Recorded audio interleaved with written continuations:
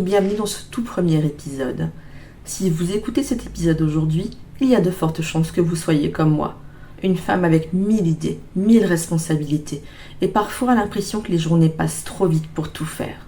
Entre le travail, la maison, la famille, les projets personnels, les imprévus, on peut très vite avoir la sensation de courir partout. Et pourtant, il existe une vérité simple, une vérité presque brutale. Nous avons toutes exactement le même capital temps. 168 heures, pas une de plus, pas une de moins. 168 heures chaque semaine.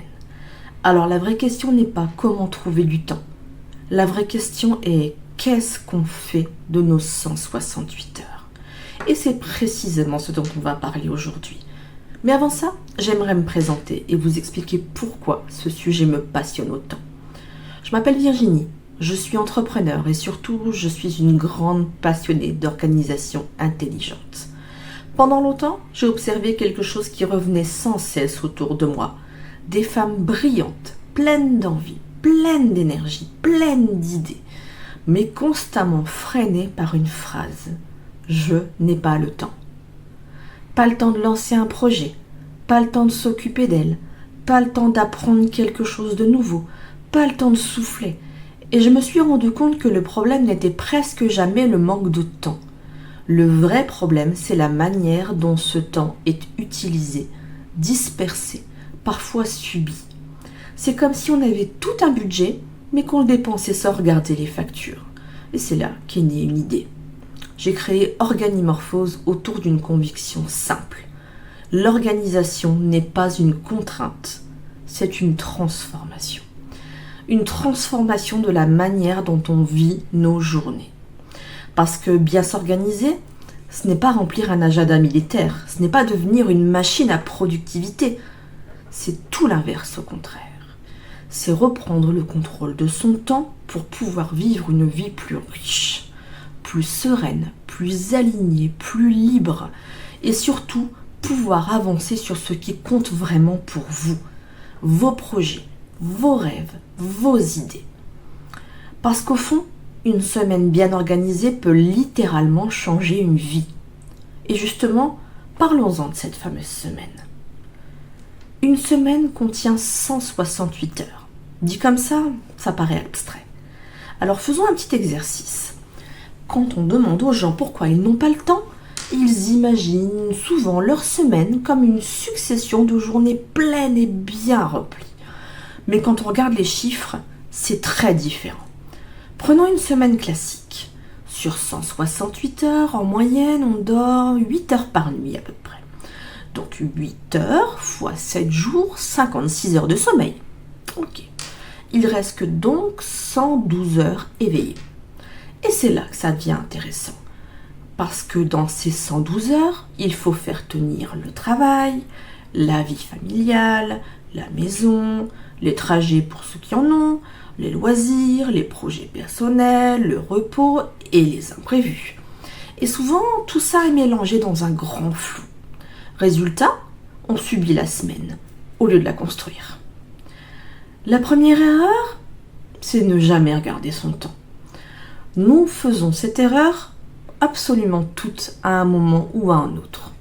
On n'observe pas où part notre temps. C'est un peu comme quelqu'un qui dirait « Oh, j'ai plus d'argent », mais qui ne regarde jamais son compte bancaire.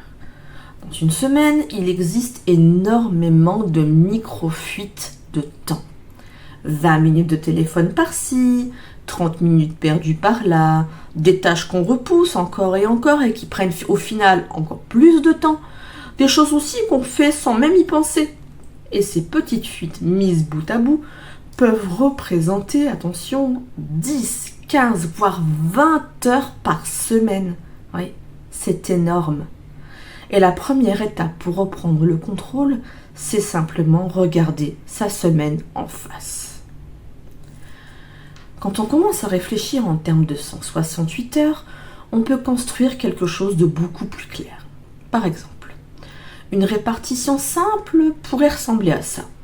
Donc on l'a dit tout à l'heure, 56 heures de sommeil, 35 à 40 heures de travail, 7 à 10 heures pour les repas, ça paraît cohérent, 7 à 10 heures pour les trajets, pour ceux qui en ont, 10 à 15 heures pour la maison, les tâches du quotidien, et même avec tout ça, il reste 20 à 30 heures modulables. Et c'est là que se joue toute la différence. Parce que ces heures peuvent être diluées avec du scrolling, englouties dans les urgences, ou alors investies dans ce qui nous fait vraiment avancer. Et c'est là que naissent les projets.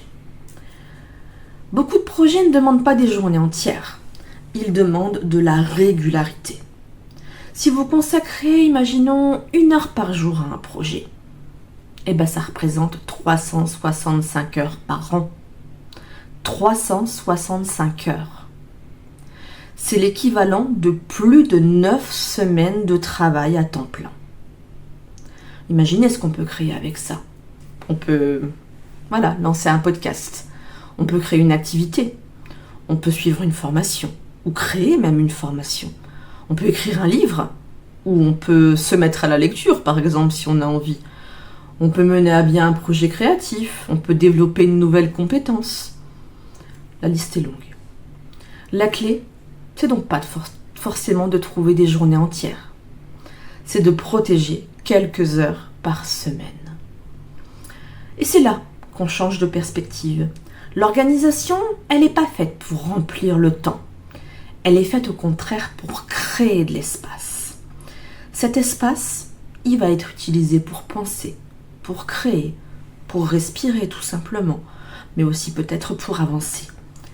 Mais surtout, il va être créé pour ne plus avoir cette sensation permanente d'être débordé. Une semaine organisée, c'est pas une semaine parfaite, c'est une semaine intentionnelle. Une semaine où certaines heures sont réservées à ce qui compte vraiment pour vous. Moi, j'aime définir ma semaine avec 3 piliers de base pour qu'elle fonctionne. Le premier pilier, les obligations. Le travail, les rendez-vous, les engagements sont des blocs fixes, incompressibles, on ne peut pas y toucher. Autour de ça, le fonctionnement. La maison, les courses, la logistique du quotidien, les enfants, tout ce qui gravite autour du travail. Et le troisième pilier, celui que beaucoup de gens oublient, l'évolution. C'est le temps que vous allez investir dans vos projets, dans vos idées, dans votre développement, dans votre créativité. Et sans ce troisième pilier, on tourne rond. On gère la vie, mais on ne la construit pas. Alors maintenant, une question simple reste à se poser. Très simple. Si vous regardez votre semaine actuelle, combien d'heures sont réellement consacrées à la personne que vous voulez devenir? Pas à la personne que vous devez être. Pas au minimum pour continuer à être celle que vous êtes déjà.